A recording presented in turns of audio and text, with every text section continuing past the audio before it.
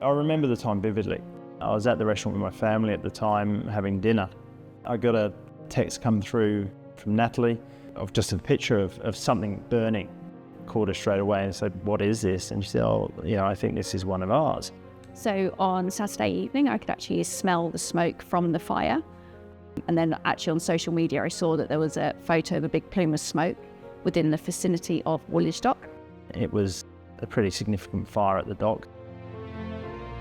You go through mixed emotions at that time. You're thinking about the potential loss of life, what sort of loss it is, who's involved, what's involved.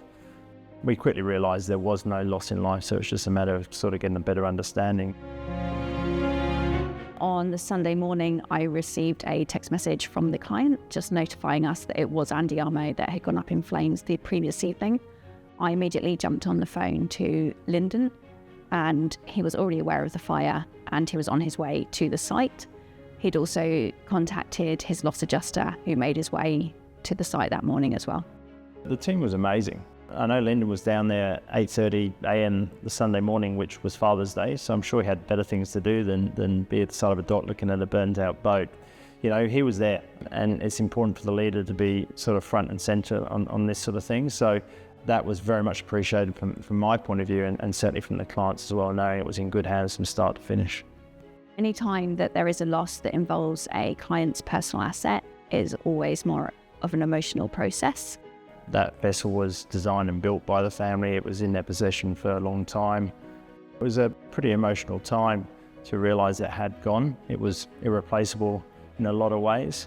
On the other hand, we're insurance brokers. This is what we do. So it's our opportunity to show our client what they're paying for from a policy point of view. From the moment that we notified Lyndon, we were kept in constant contact throughout that Sunday. Lyndon was providing us updates, text updates, emails, photos. The constant communication just allowed me to have the confidence to know that everything was under control.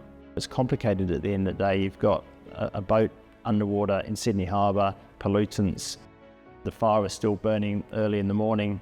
It's not a straightforward loss, and I think we always felt from an insurance broking point of view comfortable that NM were down there clearly in control of the situation and, in my opinion, managed it brilliantly.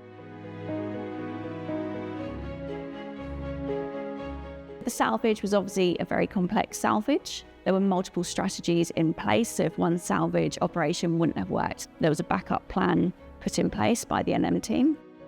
I had full confidence in the NM team, just the response that we did receive, both from the loss adjuster, the claims manager within NM, and Lyndon himself. We never at any point had any concerns around the management of the claim, the containment of the site. Everything just was managed seamlessly. We work as a team, a partnership when this sort of thing happens. I felt that GSA and NM were aligned throughout the process to ensure the best outcome for the insured. We all know insurance is a relationship game. I think in this instance it worked brilliantly. I think there was a relationship with all parties. I know Lyndon was very much involved from the start to the finish. I had a relationship directly with the client. It was important to get this right. It wasn't forced. I think at the end of the day there was a lot of care in there and wanting to do the right thing for the client. The team at NM settling the claim as swiftly as they did just made the emotional process far less stressful. I think ultimately the client was very happy. The client was very satisfied with the process. I'm sure they didn't want their boat to sink. In terms of the outcome, I think all parties were very happy.